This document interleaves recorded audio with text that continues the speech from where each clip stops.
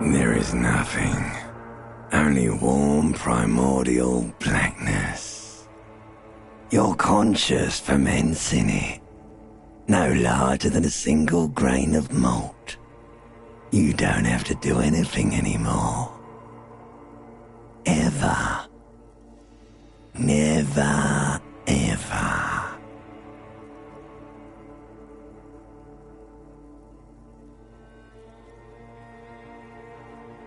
Never, ever, ever, baby. An inordinate amount of time passes. It is utterly void of struggle. No ex-wives are contained within it.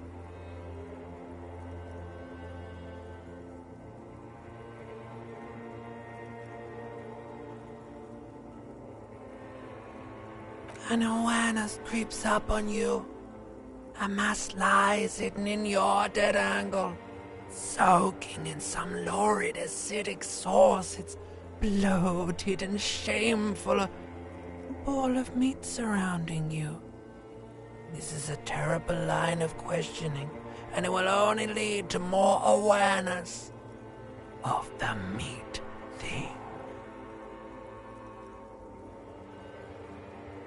Ex-love, ex-tenderness. It is foolish of you to resurface to the loss. Not after all the damage you've suffered to get here. Some of it irreversible. Stay. Sail with me through the abyss of pelagic zone. Alright, nothing down to fuck all, borough.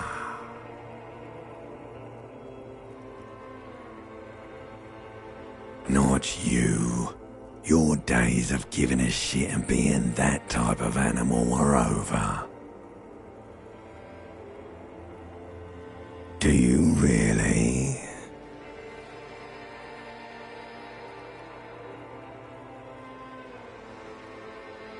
You wouldn't like it if I told you what was back there. Why'd you think you had to bludgeon yourself into oblivion? Or did you not sense yourself marinating? Poured so much on yourself, got a bit carried away, did we, Chef? Fear and apprehension. You should ask what's out there first.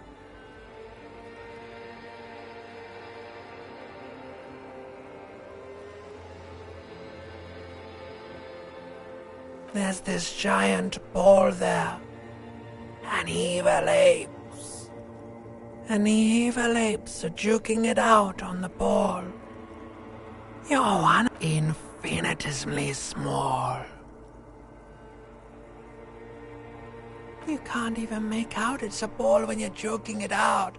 It's that large. Vying for resources is just a stupid expression you picked up somewhere. The part of the presentation you want to take home with you is this. You have to beat the other evil apes in the face. Yes, it is. And you drowned in that sadness a long time ago. You lost.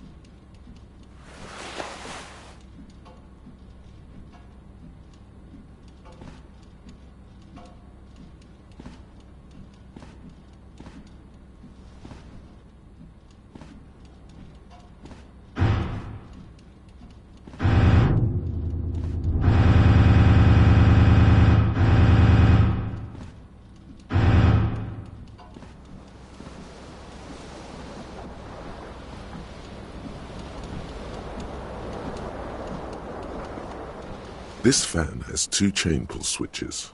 One ends in a tiny fan, the other in a light bulb. A truly horrific necktie has somehow attached itself to one of, or has it been consigned there as punishment? You feel as though this creature is your friend, and once the blades come squeaking to a halt. It should be easier to reach the tie now. You swoop up and catch the tie. Snap. It's released from the blade. Warning, warning, the necktie is no longer contained. What you have in your hand is a fantastically colorful tie with 4 or 5 different patterns. The knot reminds you of a noose. A terrible mistake. Turn the lights off immediately. You can practically feel the photons burning a hole in your brain. The lights are off. The switch must be broken because nothing happens. The air in the room is starting to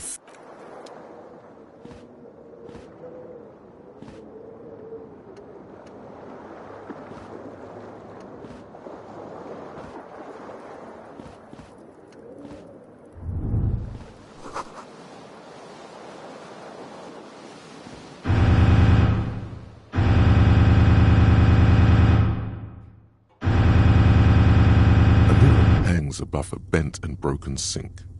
In a fierce discharge of masculine energy, someone has ripped half the hot water sprays from the base and steam covers the mirror. You cannot see yourself. Suddenly, you realize you have no memory of the face that awaits you there, underneath the soft vapor.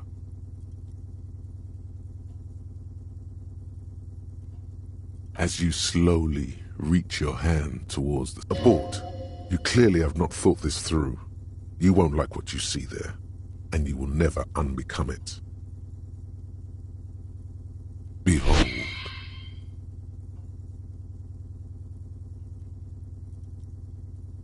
You have no idea who this thing is, do you? It appears you're also dead. There's clearly rigor mortis on your face. Oh wait, is that an expression? Are you trying to make an expression with that face? Why?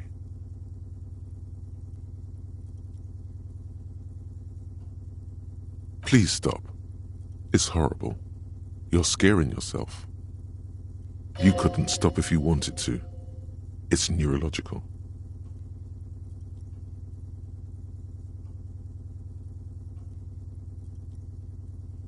You can't, can you?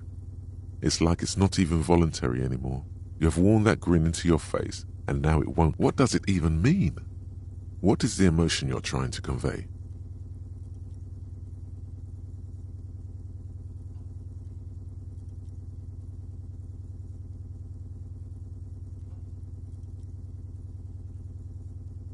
There might have been, 10 years ago. It's little more than a cadaverous spasm now.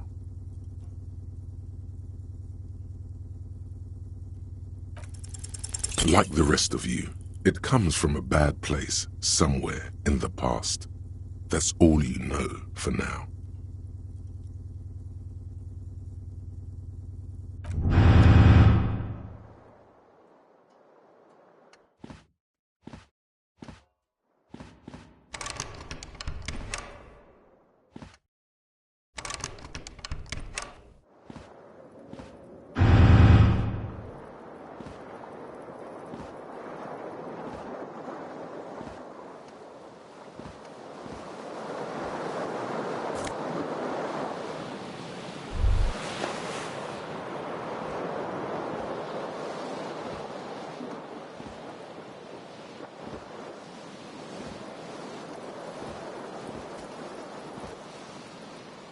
You hear a jingle. Keys are clinking in the pocket of your flare-cut pants. It says, whirling in rags, on the aluminium keyring. There is a single key on the ring, the number 1.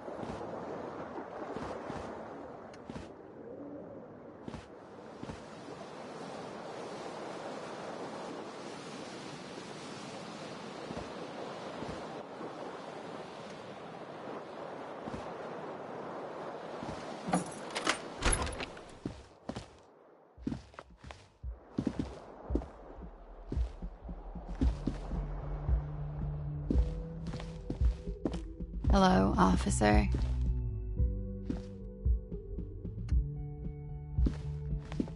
The young woman raises a cigarette to her lips. Her eyes are brown and her face is speckled with birthmarks. She can't be more than 28.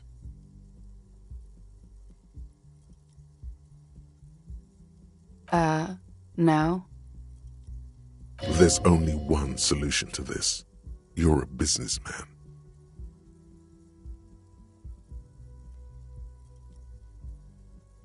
The young woman shakes her head slowly. No. You're a police officer, sir.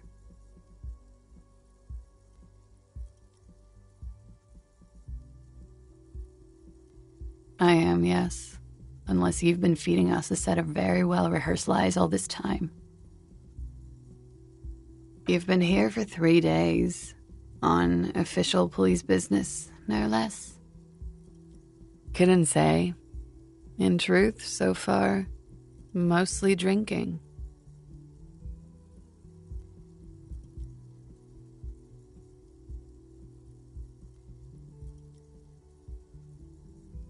Could it be because of the drinking?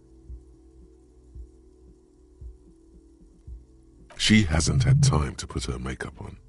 This is her morning cigarette. She looks tired, her beauty waning faster than it ought to at her age.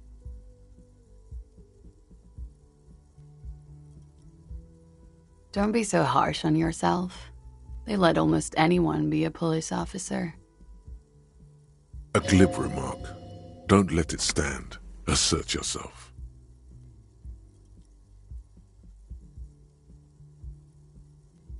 A fondness for contradictory statements.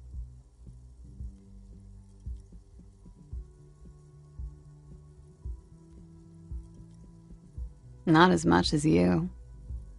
I'm sorry, sir. I didn't mean to be glib. I'm sure you're very good at your job.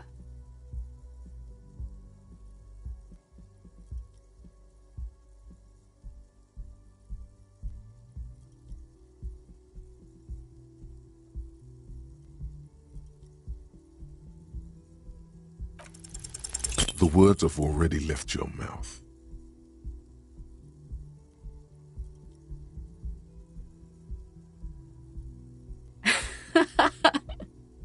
What was that? That's not even how words are used.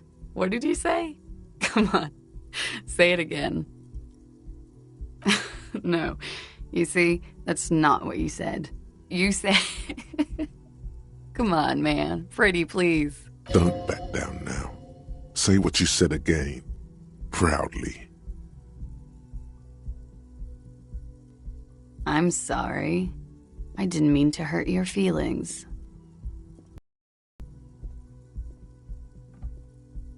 Something stirs in you as she's about to go. Call it an instinct, a need. The need to ask questions. She looks back at you, a light glinting off her eyes. Yes. You're in a hostel, sir.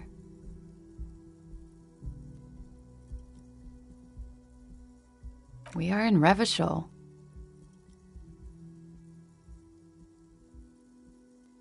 You sure look like you're from Revachol. Revachol parties.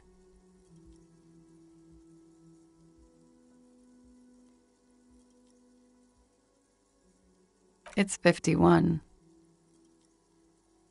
The current century?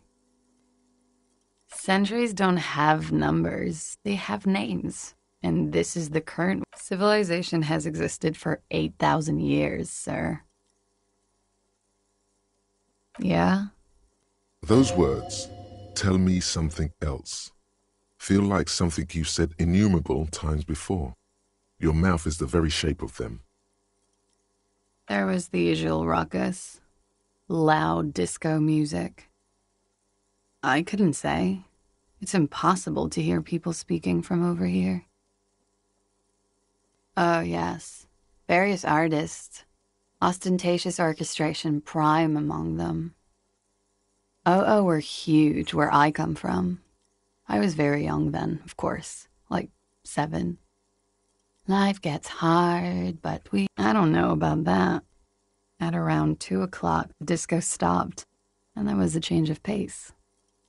A slow, sad song started playing, like organ music on repeat. That went on for quite a while. Some of the time, you were yelling along to it.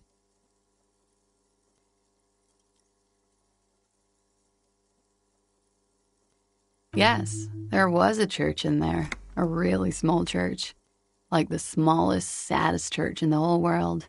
It was about that. And also that it doesn't matter anymore and that we're alone now. It was difficult to tell. The song itself was very quiet and soft, but you sounded like a winded boar, sir. It was hard to understand. Yes, it was very cool. Then you started screaming and trashed the place.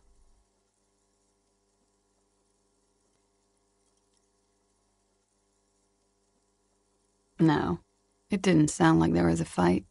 It sounded like someone was trashing their room. A window was smashed. The tape player, probably. The song stopped. And furniture, too. A real destructathon.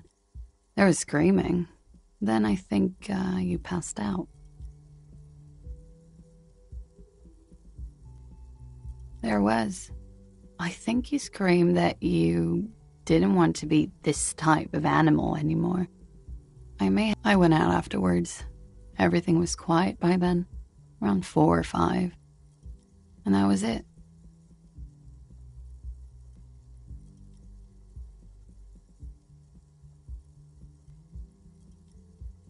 You're in a hostel, sir.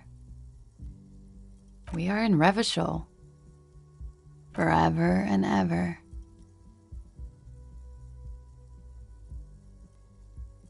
Glad to have been of assistance.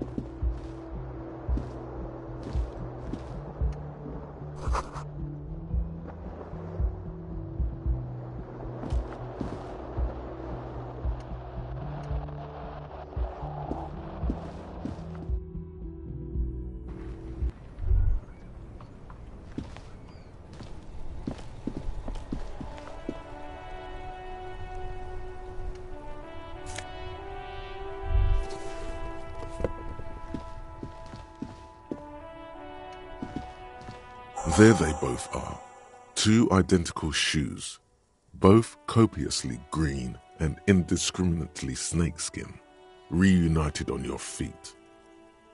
Good, they're balanced, comfy. Feels like the only good thing about you right now.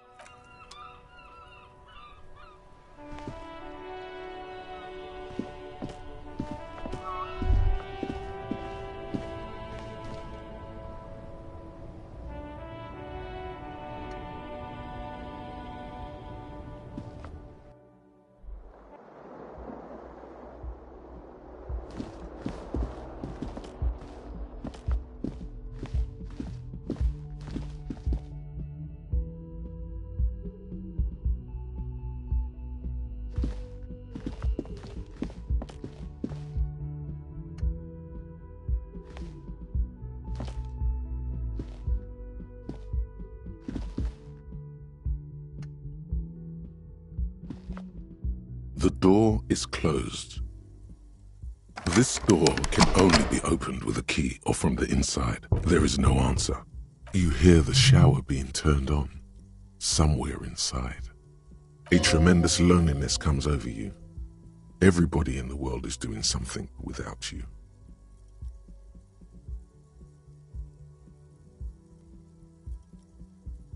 The door is indifferent to your loneliness. The world does not care.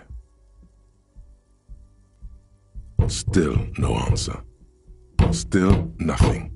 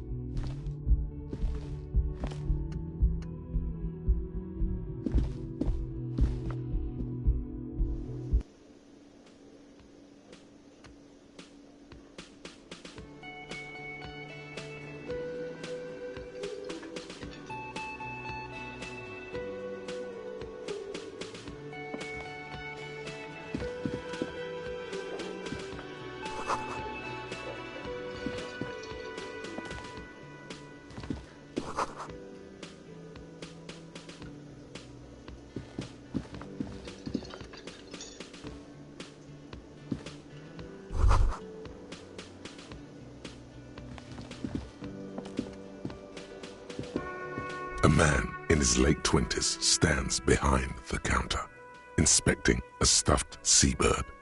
As you approach, he gives you a sideways glance. That was disdain in his eyes. Even now he's purposely ignoring you. A competent work of taxidermy. The white and brown seabird lies among piles of coasters and drying mugs. One of it looks like the bird was ripped off the shield that was used to mount it. Most like a small engraved steel tag says, "The Great School." Something about it makes you feel bitter.